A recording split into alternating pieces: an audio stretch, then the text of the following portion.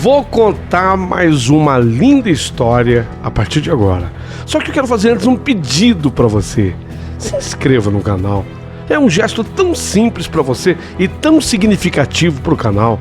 Entra no canal, se inscreva, curta, põe o teu joinha, acione o sininho. Para nós isso é muito importante. O canal ganha força e muito mais histórias a serem contadas. Por favor, se inscreva no canal. Agora, prepara o coração, porque a história de hoje é linda.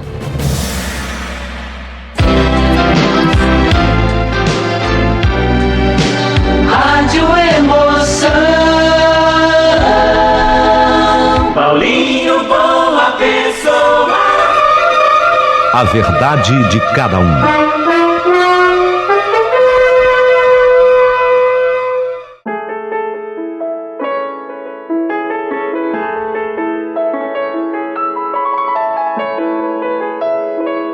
História linda, maravilhosa, impressionante. Que coisa, quando a pessoa tem tudo para ser o maior sucesso do mundo em todos os sentidos e aspectos, eis que de repente alguém cruza o nosso caminho para mudar tudo. Prepara o seu coração para as coisas que eu vou contar. Ajuda o nosso modesto canal. Queremos crescer e dependemos única e exclusivamente de você. Para isso, o YouTube criou um ícone representado por um coração e dentro dele um cifrão, que simboliza a doação que você faz por amor. Então começa agora mais uma história fantástica, incrível.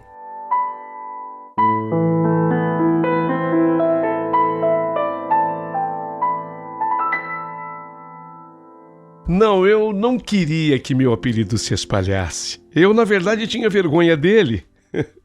Eu era assim chamada dentro de casa, pela minha família. Quem, na verdade, me deu esse apelido foi o meu avô Zeca. Eu acho que, a princípio, foi porque ele gostava muito de rimar as coisas. Ele adorava a literatura de cordel, por exemplo. Então, desde que eu era pequena, ele dizia: "Cadê a boneca do vô Zeca? Cadê? Cadê a boneca do vô Zeca?" E aquilo foi pegando. Foi pegando até que a família inteira começou a me chamar assim. Ninguém mais me chamava por Ana Lúcia, que é o meu nome, mas todos me chamavam de boneca. Dentro de casa, passava, tudo bem. Mas na medida em que o tempo foi passando, eu fui crescendo, o apelido foi ganhando as ruas, a vizinhança, os primeiros amiguinhos, até que cai dentro da escola. No início foi Ana Lúcia na escola, mas começou aquela história de eu ser chamada de boneca e vai se espalhando de novo, e até professoras me chamavam assim. Fazer o quê? Eu não queria, mas na minha cidade todos me conheciam como boneca. Eu não gostava do apelido porque, quer queira ou não, vai virando um apelido meio que pretensioso, né? Parece que você a toda hora está dizendo para quem mal te conhece que você é bonita. Não é mesmo? Boneca? Então dá a impressão de que você está se autoelogiando com o apelido. Não era a minha intenção. Eu não queria, mas também eu não podia ficar acusando o vô Zeca. Teve uma hora que eu não pude mais lutar contra o apelido. E assumi, virei a boneca de vez. Mas o apelido foi apenas lhe dado pelo gosto da rima do vô Zeca, você me pergunta. E eu respondo, para que vocês entendam toda a minha história, a bem da verdade, foi também porque eu nasci, de fato, com o privilégio da beleza. Não, eu não tenho a intenção de me exibir, mas apenas de contar uma história real, verdadeira. Eu sempre fui bonita. A mistura de portugueses com índios é infalível. Foi exatamente essa a receita. Meu pai Mauro, ele era português de pele bem clara e tão louro que até os cílios do papai eram também louros. Sei que tem gente que questiona porque a maioria dos portugueses tem a tez morena, Mas eu explico. As famílias originárias ao norte de Portugal são bem mais claras. Naquela região há uma ocorrência relativamente expressiva de cabelos louros, especialmente nas regiões do Minho, Trás-os-Montes, Douro Litoral, Beira Litoral, Beira Alta. Ali tudo tem a ocorrência de cabelos claros, maior do que no resto de Portugal inteiro. E meu pai era de uma cidade chamada Ponte da Barca, que fica no Minho. Clarinho que só ele. Já minha mãe Eunice, a dona Nice, ela é descendente de índios. Eu não sei dizer se era exagero, mas o pessoal dizia que a avó da minha mãe, aí sim, ela tinha sido pega a laço no meio do mato. Meu Deus, eu escutava isso e eu ficava imaginando a crueldade que foi, né? Mas isso era uma história que eu escutava falar. Sequer eu conheci a avó da minha mãe. Eu só sei dizer que a minha mãe era, assim, uma índia bonita, de cabelos bem pretos e escorridos, como se fossem cabelos de uma japonesa. E quando criança, eu atemorizava as crianças dizendo para elas na escola: ó, você não mexe comigo não, que a minha mãe é índia, tá? Aquela coisa de menina, né? A mistura deu certo. Resultou em mim uma cabocla. Por favor, não confundir cabocla aqui com caipira. Mas sim, caboclo ou cabocla é assim que se chama a mistura de índio com português. Eu nasci uma cabocla dos cabelos loiros naturais e lisos, tão lisos quanto os cabelos da minha mãe. E para completar, eu herdei os olhos verdes do meu pai, sem contar o corpo esguio e magro, como naturalmente era o corpo da minha mãe. Com todos esses atributos, estava justificado o apelido de boneca. Eu não gostava, mas pegou. Eu era a boneca.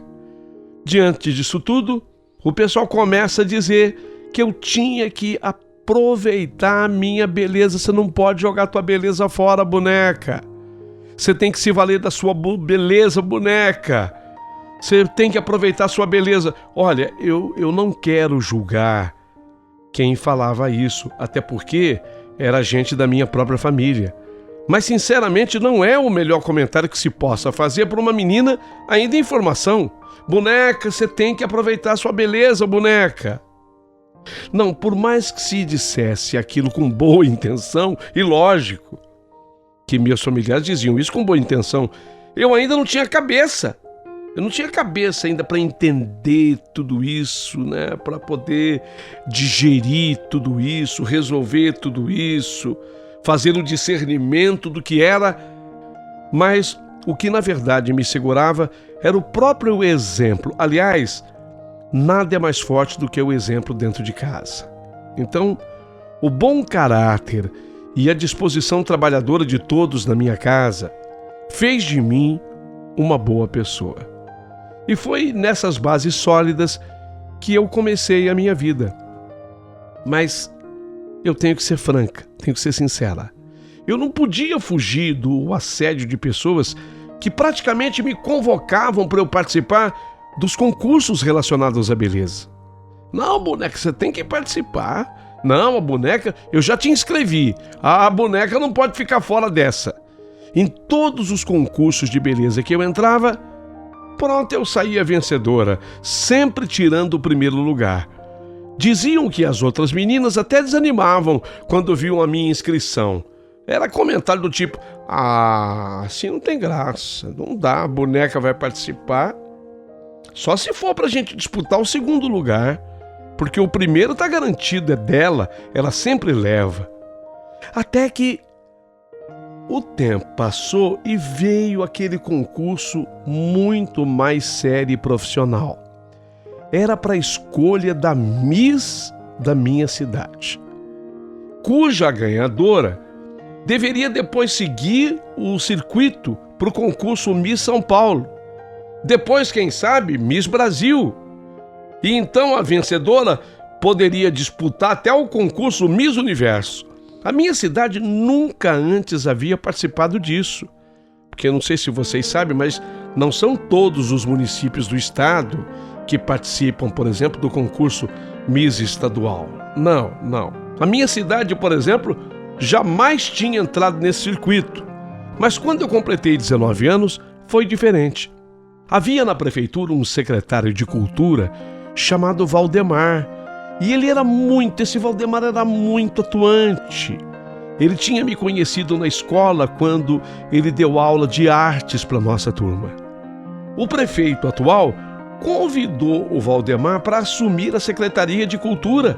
Nossa, e ele arrasou, como a gente fala, né? Ele arrasou na área, trabalhou muito na área. Trouxe peças de teatro para a cidade, coisa que antes não tinha. Promoveu festivais de músicas, revelando gente boa de lá, como compositor e como cantor também. Promoveu e fez a Tarde do Chorinho aos sábados. Virou um sucesso a Tarde do Chorinho. Nossa, ele deu um novo colorido cultural à cidade, sabe? Era bem o espírito do Valdemar. O Valdemar, ele era gay, alegre, de bem com a vida, talentoso, trabalhador. E ele dizia que ele iria descobrir muitos talentos, muitos artistas na nossa cidade. E, de fato, ele conseguiu fazer com que o município entrasse, inclusive, naquele circuito, o de Miss do Estado de São Paulo. Eu fui a primeira que o Valdemar contatou. Boneca, eu já fiz a sua inscrição nesse concurso, você vai ter que participar. Ele será diferente de tudo que você já viu até agora. Vai ser um concurso profissional, do jeito que eu gosto de fazer. Além de você, eu vou selecionar as meninas mais bonitas da cidade e da nossa grande região. Mas, Valdemar, você acha que eu vou ganhar? Bem, eu acho que você tem grande chance, boneca. Mas eu vou subir o sarrafo do concurso, você sabe. Agora o concurso é visando Miss São Paulo, Miss Estado de São Paulo. Então eu vou subir o sarrafo. Eu vou pessoalmente selecionar as meninas. Tem uma Sansei que eu descobri em Monte Verde, que é a coisa mais linda do mundo. Eu vou trazê-la. Tem a Zezé, aquela mulata maravilhosa, que foi a rainha do carnaval. Então, vai ser uma disputa bem acirrada. Mas quer saber? Quem ganhar vai ter a grande chance de ganhar depois a Miss Estadual e, quem sabe, Miss Brasil. Não vai ser uma vitória qualquer. Você entendeu, boneco? Já pensou? Se você for a vencedora? E até que não for a vencedora, acaba ganhando também, porque um concurso desse tem patrocinador, tem um monte de coisa boa. Conto com você? Olha, o Valdemar, ele era esse tipo de pessoa. Ele era uma pessoa sensacional. Ele sabia mexer com os nossos brios. Pronto. Quando ele conversou comigo com aquele jeitinho dele, eu fiquei instigada a participar do concurso. E louca, contando os dias para que chegasse o tal dia. Até que a disputa chegou. Fomos passando por etapas seletivas e muita gente foi ficando pelo caminho, até que finalmente ficamos em 12 finalistas. E no meio das 12, eu estava. Aliás, só eu não. Eu, a Sansei e a mulata Zezé, nós estávamos entre as 12. Tudo preparado para a grande festa. O ginásio de esportes da nossa cidade lotado. Dizia que se cabia ali dentro 4.000 pessoas. Olha, não tinha lugar para mais ninguém. Corpo de jurados, o Valdemar trouxe todo mundo de fora, mas não tinha ninguém da nossa cidade, ninguém conhecia ninguém. Ele trouxe de fora mesmo. E de acordo com a apresentação do corpo de jurados, era tudo gente ligada ao mundo da moda. E a disputa começou. Uma banda fora contratada pela prefeitura e entretinha a plateia nas trocas de roupas, e dá-lhe desfile, e dá-lhe desfile. E lá vinham as misses, as 12 misses, com a roupa esportiva, depois a roupa de gala, depois uma roupa diferente, a trajes típicos. Eu vim representando a raça da minha mãe, as índias. A Sansei veio representando o povo japonês. A Zezé, a mulata, veio representando a beleza do povo africano. Cada um com o seu traje típico. E, finalmente, a disputa mais esperada, mais aguardada, é justamente quando as meninas entram de maiô, o famoso traje-banho. Aí o ginásio veio abaixo. Chegou o momento de anunciar as 6 finalistas. Dá até um frio, sabe? Um friozinho assim na barriga. Mas eu estava confiante. Eu estaria entre elas. E estava. Eu estava lá, entre as 6. Eu, Zezé a mulata, que tinha sido a rainha do carnaval, e a Sansei, a Emi. Foi quando o apresentador, que era o Valdemar, resolveu dar o significado do nome da japonesa. Então ele disse: olha, eu descobri numa pesquisa que Emi, o nome japonês de uma das nossas candidatas, Emi significa abençoada pela beleza. É justamente o que ela é, né, gente? Nossa, a plateia veio abaixo. A danada da japonesa era bonita mesmo.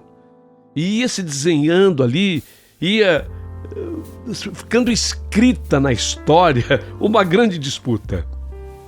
Mas terminado o último desfile, era a hora de anunciar os nomes das 3 primeiras colocadas. O primeiro anúncio era exatamente do terceiro lugar. Terceira colocada do nosso concurso. Atenção, pessoal! Maria José Silva Santos, a mulata mais bonita da nossa cidade e região, terceira colocada do nosso concurso. Era ela. A mulata foi a terceira colocada. A Zezé. Foi quando eu olhei para Sansei Emi e tinha claro comigo, a disputa seria entre nós duas. De fato, ela era lindíssima. A minha vantagem era o bumbum arrebitado.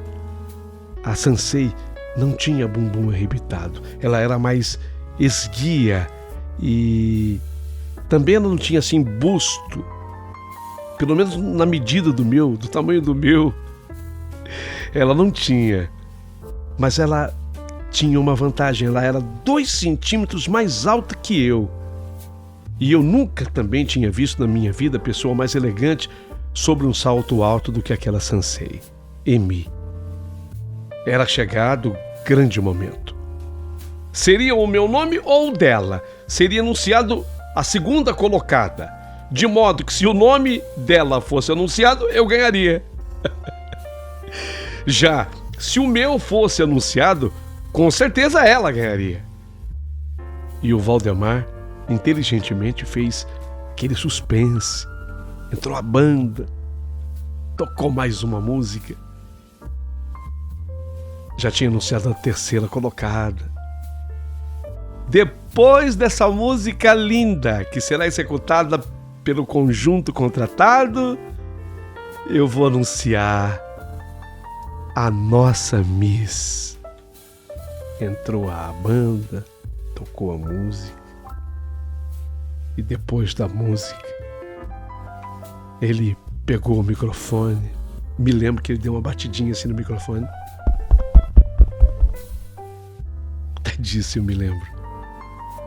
E aí ele anunciou: a segunda colocada como Miss do município de Ana Lúcia Luna Ribeiro, a nossa boneca. Caramba. Nossa, eu não acreditava. eu agora era a segunda colocada. Mas para mim era uma derrota. Eu estava acostumado a ganhar tudo. Parte da plateia presente no ginásio de esporte discordou, vaiou, achou injusto. O segundo lugar para mim, aquela parte da plateia considerava injusto. Mas afinal, todo concurso do mundo é assim. É muito raro que haja uma unanimidade. Foi quando o Valdemar anunciou o nome da primeira colocada. A Sansei Emi, a abençoada pela beleza. Emi. Muita gente se apegou nessa frase do Valdemar e dizia que ele teria ajudado a japonesa com ela. Ao ver o significado do nome, né? Emi, abençoada pela beleza, o pessoal achava que o Valdemar tinha ajudado a japonesa. Não era nada disso. Mas quem se sente derrotado quer sempre arranjar uma desculpa. E depois, quando a Emi foi coroada, parte da plateia vaiava e gritava: sem bunda, sem bunda, sem bunda. Para piorar, um dos jurados apanhou o microfone e falou: mas nem só de bunda vive a mulher, tá? Pronto, aí foi a maior confusão. Gente que aplaudia, gente que vaiava. Olha, a disputa, como toda disputa, foi bastante confusa. Mas a realidade era aquela: a Sansei, a Emi, a abençoada pela beleza, a Sansei era a Miss da nossa cidade e iria representá-la no concurso Miss São Paulo. E com sorte, quem sabe, poderia chegar à disputa do Miss Brasil. Se eu estava feliz? Não, eu não estava. Não, eu não estava. Eu tinha me acostumado a tirar o primeiro lugar. A mulata Zezé, que ficou em terceiro, ela estava muito mais feliz que eu, a terceira colocada. E eu, a segunda, não estava feliz. Eu já me preparava para ir embora quando aquele rapaz, que aparentava uns 30 anos e de sotaque espanhol, ele me chamou pelo nome: Ana Lúcia, espere, Ana Lúcia. Ele se apresentou: sou Pablo Moreno, represento os maiôs Madeleine, que vestiu vocês aqui hoje e patrocinou o concurso. Aliás, patrocinou o concurso não apenas aqui, mas em todo o circuito. Estou muito encantado com você. Muito encantado com você. Você é a mulher mais hermosa que já mirei em toda a minha vida. Hermosa, de maneira completa. E quero fazer-lhe um convite. Aqui está meu cartão. Vou regressar à Espanha em breve, em 3 meses, e gostaria que você viesse comigo. Eu queria transformá-la na modelo da marca de traje de banho. Nossa, obrigada, quanta honra. Mas eu não vou poder te dar a resposta agora, porque eu tenho que conversar com os meus pais. Sabe como é? A minha vida está inteira aqui. Eu também tenho trabalho aqui, namorada aqui, estudo aqui. Fique tranquila. Temos uns 90 dias pela frente. Pense bem com sua família, mas preste atenção. É para ganhar muito dinheiro. Entendeu? Ganhar muito dinheiro mesmo. Quando ele falou assim, não se apresse em me julgar, por favor, mas eu era uma jovem de 19 anos, gente. Eu tinha 19 anos, eu tinha sede em vencer na minha vida. E depois eu escutei a minha vida inteira: boneca, aproveita a sua beleza, boneca, não joga fora, boneca. Aproveita a sua beleza, boneca. Quando o espanhol Pablo Moreno me falou assim, eu não vou mentir para vocês de jeito nenhum e nem posso. Aquilo mexeu comigo, mas mexeu mesmo, e eu entrei na onda. Muito dinheiro? Muito dinheiro quanto? Ah, não tem limite, não tem limite, lo cielo limite, vai ganhar em dólar. Posso lhe garantir que vai ficar rica, muito rápido vai ficar rica. Agradeci, todo empolgado, agradeci mais uma vez. Peguei o cartão de Moreno e nós nos despedimos. Foi nessa hora que eu reparei que o Moreno, o Pablo Moreno, era um homem muito bonito e charmoso e estava muito bem vestido com aquele blazer, e ele parecia ter derramado sobre si um vidro daquele perfume cuja marca é Kouros, assim escrito com K, né? Aquele perfume, vocês conhecem? Parecia que ele tinha derramado um vidro de Kouros, de tão perfumado que ele estava. Ele abriu um sorriso sedutor e ele repetiu para mim: hermosa, muy hermosa, senhorita, muy hermosa. Muy hermosa mesmo. Pronto. Como é bom ter 19 anos, né? Como é bom. Parece que tudo pode, né? Quando você tem 19 anos. A frustração daquele segundo lugar do concurso já não me doía mais tanto. A minha empolgação agora era outra. Eu estava pensando em ficar rica. A oportunidade que acabara de surgir, ser modelo dos biquínis e maiôs que estavam patrocinando o concurso, como dissera Moreno, traje de banho. Traje de banho. Eu até guardei a frase comigo, traje de banho. Achei bonita a maneira como ele falou. E depois eu iria para a Europa?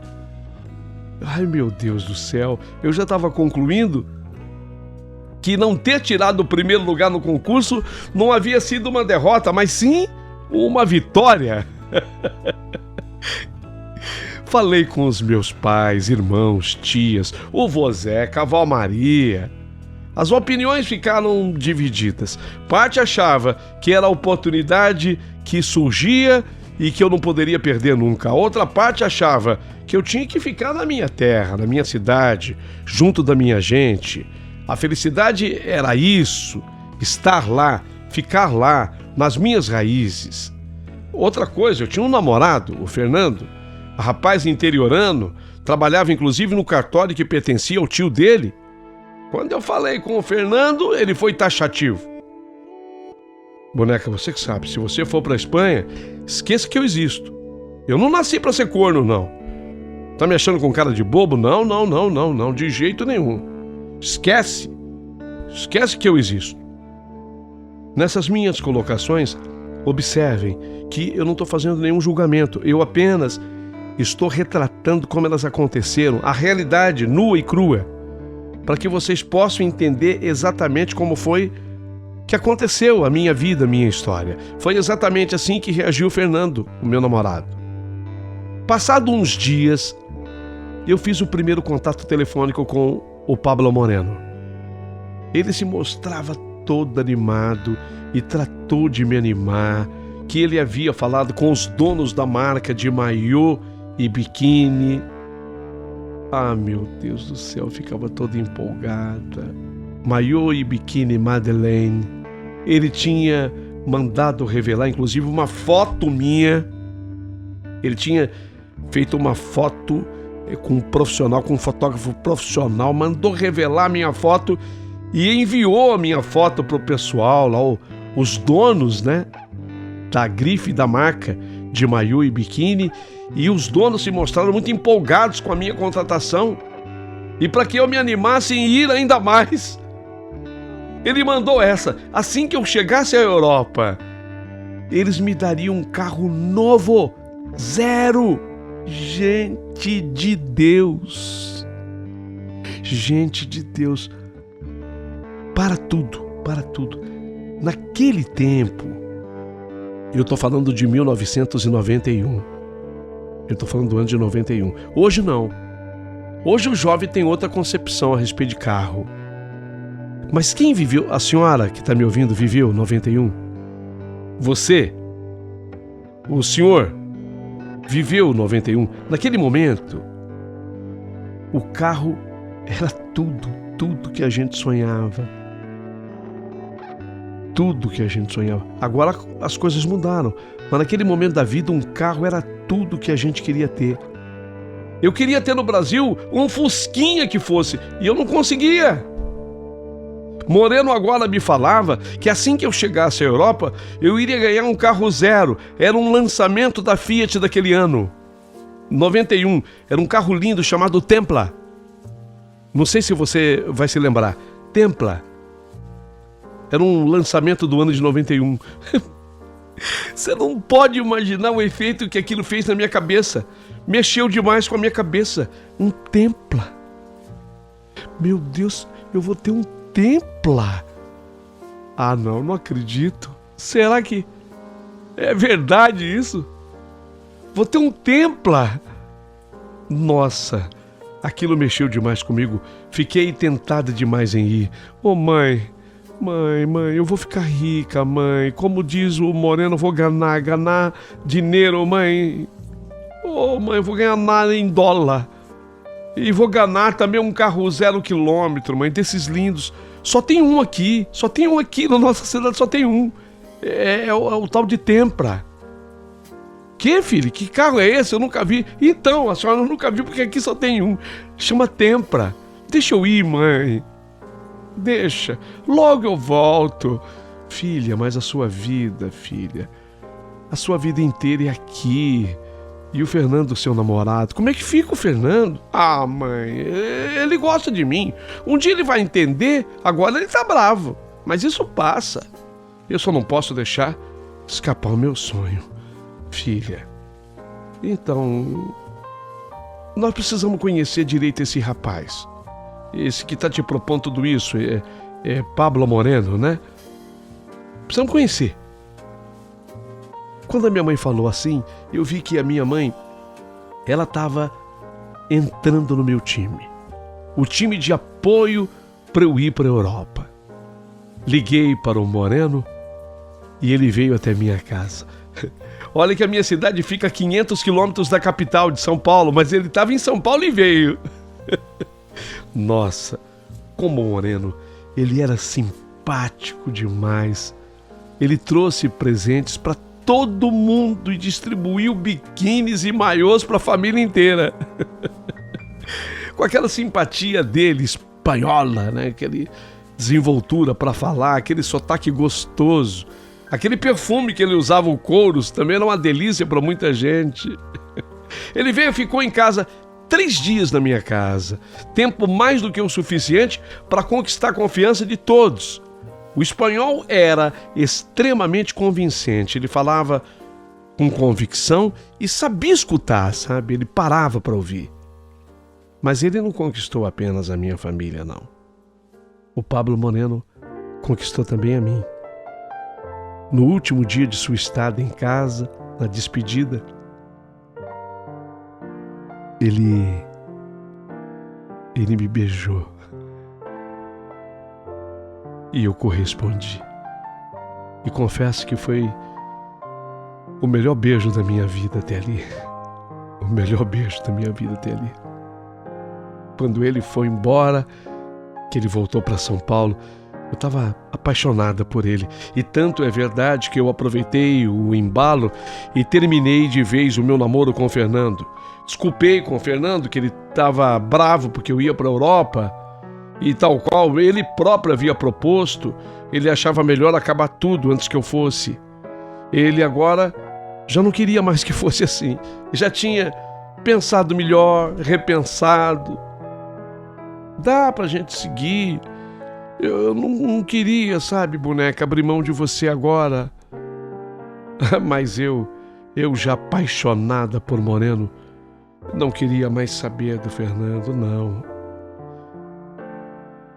Eu estava decidida, sabe?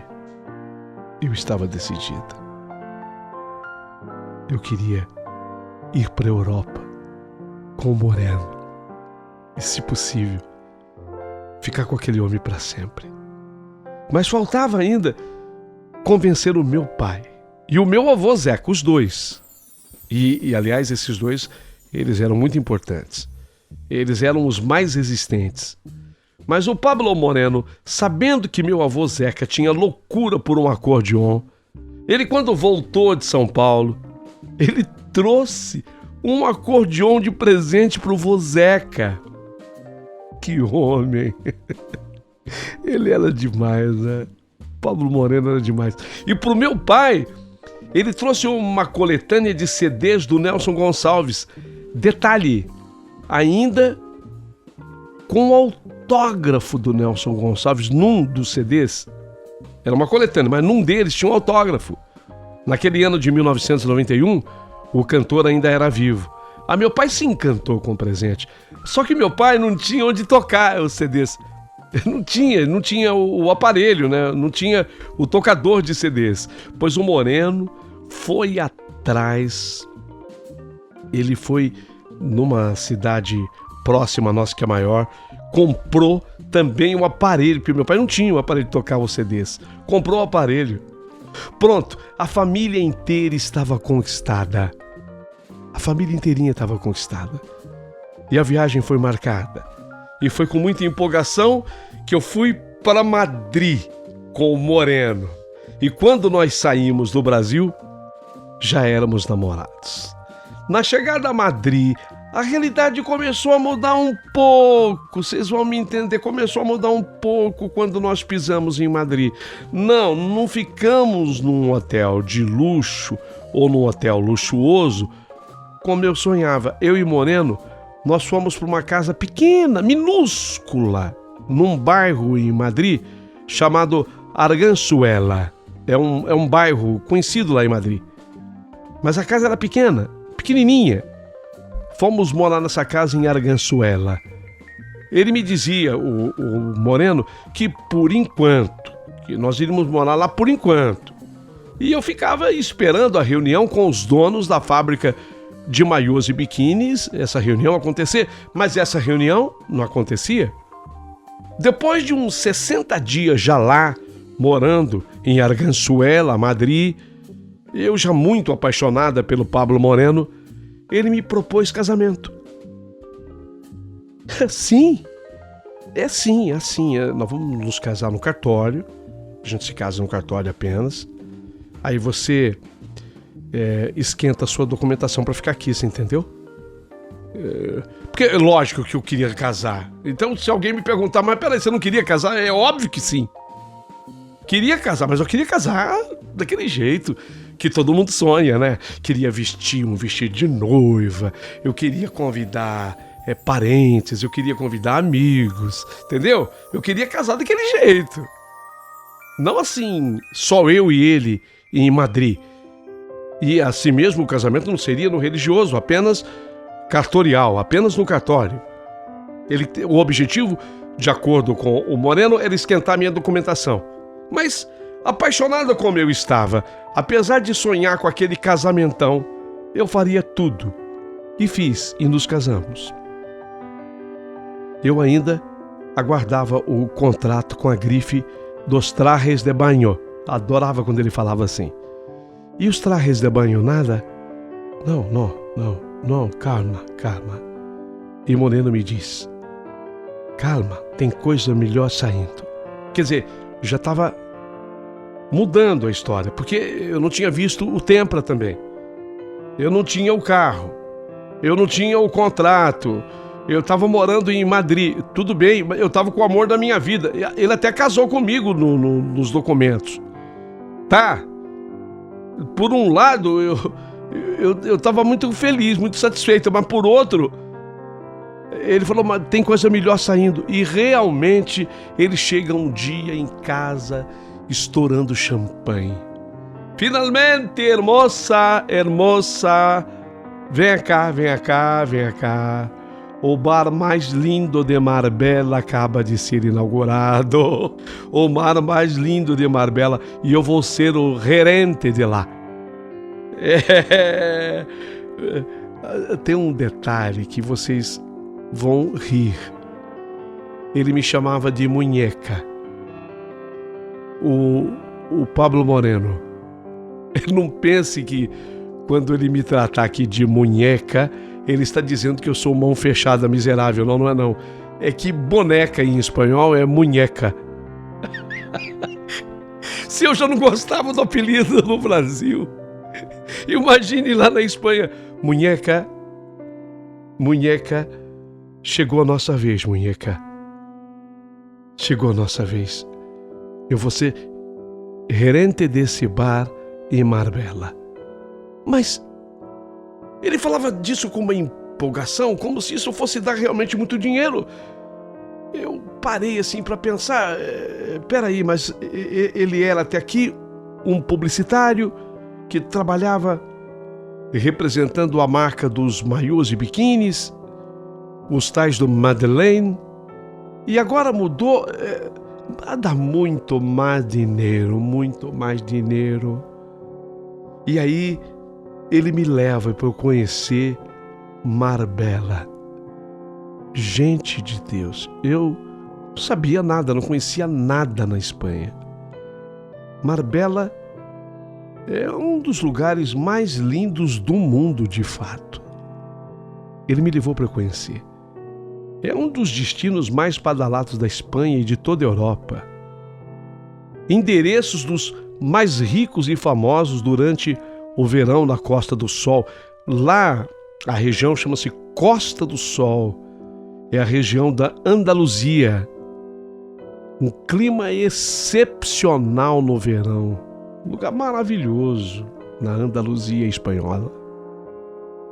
O bar era chique demais. Chique demais.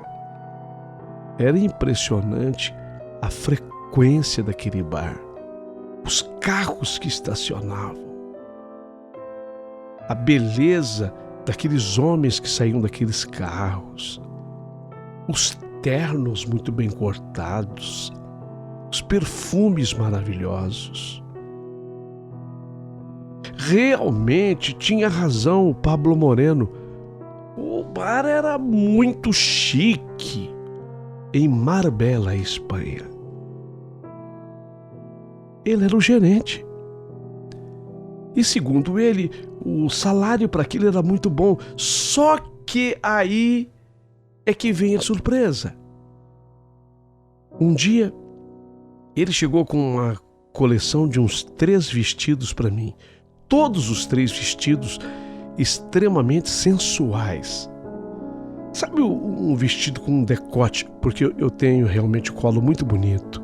Meus seios muito bonitos.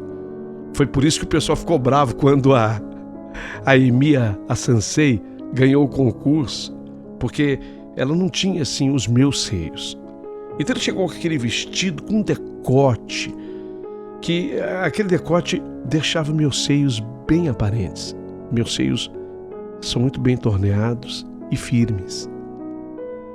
A outra coisa que eu tenho é o bumbum bem arrebitado. Então aquele vestido, naquele modelo, aquele vestido valorizava muito o meu bumbum. E ele tinha uma abertura, eu vou chamar de lasca, assim na perna. Um tinha na perna direita, o outro na perna esquerda. E havia um terceiro que tinha essa lasca, ou essas lascas dos dois lados, perna esquerda e direita, que começava assim, quase junto aqui onde fica a calcinha, e a abertura ia até os pés. Os vestidos mais sensuais que eu já vi na minha vida. Nunca vi nada igual. Na sensualidade, nada igual. Assinado até por um costureiro famoso. Aí o Moreno me disse: é para você. Eu vou te incluir no bar. Como assim? Você vai trabalhar no bar comigo. Com esses vestidos? E qual vai ser a minha função? Você entende o que eu vou te dizer? Munheca, senta aqui. Munheca, você vai atender os homens que vierem ao bar. Entenda que eu estou falando. Você é minha mulher. Você é minha esposa. Você vai atender os homens para estimulá-los a gastar. Eu vou te dar ideias para você entender. Nós temos aqui um rum chamado Brugal. Brugal é a marca do rum. Se você fizer um senhor numa noite pedir uma garrafa de Brugal, sabe quanto custa uma garrafa de Brugal? 17 mil. Eu estou passando em real para que vocês entendam direitinho, tá? Eu fiz essa transformação já para o real para vocês entenderem. Uma garrafa do rum Brugal custa 17 mil reais. Você vai ter uma comissão espetacular de 30%. 30. 17 mil. Faça conta. Faça conta. Tem um outro rum, o Clément. O rum Clément é francês, custa pouco menos, mas também é um rum cuja a garrafa chega aos 6 mil reais. 30%, faça as contas. Ou o Zancapa. Zancapa é um outro rum também de um valor bastante substancial. Você pode também estimular o cidadão a pedir um whisky chamado Macallan 64 anos. Se você fizer com que eles peçam o Macallan 64 anos, então você fica rica. Entende? Um Royal Salute. Vai ganhar muito dinheiro. E esse dinheiro que você ganhar, não quero. Eu já ganho o meu. Esse dinheiro é seu. Muito dinheiro. Mas muito dinheiro. Esquece modelito que você seria. Aquilo dá dinheiro, mas muito menos que isso.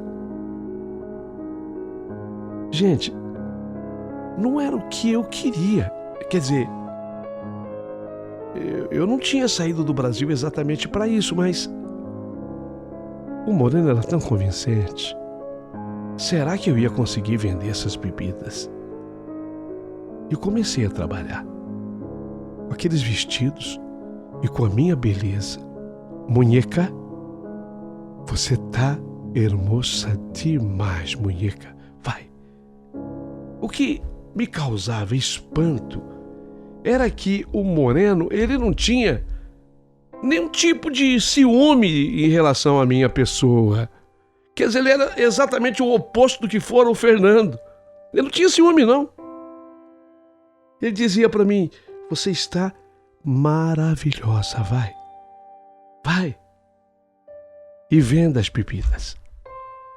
E eu, não é que eu conseguia, porque você também, como mulher, você precisa de beleza. Graças a Deus isso não me faltava. E você também precisa ter um certo poder de convencimento.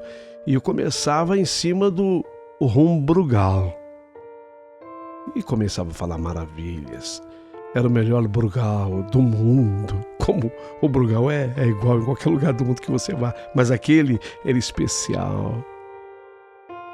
E eu não é que eu convencia alguns homens a pedirem uma garrafa de Brugal? 17 mil reais. Eu ganhava 30%. Whisky Macallan, 64 anos. Eu conseguia.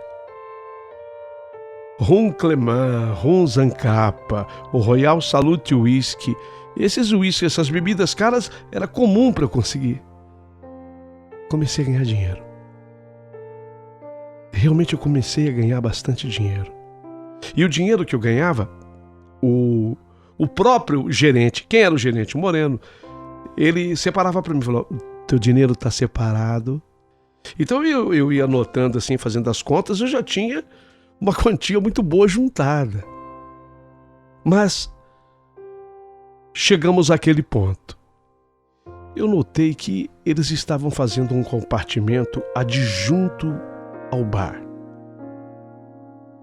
Era um hotel. Um hotel? Mas eles não colocaram nenhuma placa de hotel. Não tinha placa. Mas era um hotel, porque eram suítes. Eles estavam construindo os quartos devidamente com seus banheiros, banheiras. Entende? Coisa chique, de alto nível. Praticamente adjunto ao bar. Eu achava que fosse inaugurar também um hotel. Ao longo de mais ou menos, e foi tudo muito rápido, aquelas obras já tinham sido iniciadas quando nós chegamos ali, eu não sabia o que era, mas ao longo de mais uns 8 meses, tudo ficou pronto. E foi aí que eu tive a maior surpresa da minha vida. O Moreno chegou em mim e me disse: Munheca, escuta, você vai ter que me entender. Não é coisa para qualquer um, nem para qualquer uma. Ficou pronto. A nossa hospedaria ficou pronta. Casos especiais. Não é para qualquer um, não. Casos especiais. O dia que vier ao bar uma pessoa, um político famoso, um artista famoso, um ator de Hollywood, um ator italiano, não é para qualquer um jogador de futebol, um jogador de golfe, entende? Não é qualquer um. O dia que vier alguém de uma família real europeia, entende? Não é qualquer um. Você pode sugerir ir com este homem à suíte. Como assim, mano? Eu sei, é estranho. Primeiro momento é estranho. Ó, não é qualquer um. Prestou atenção? É gente especial.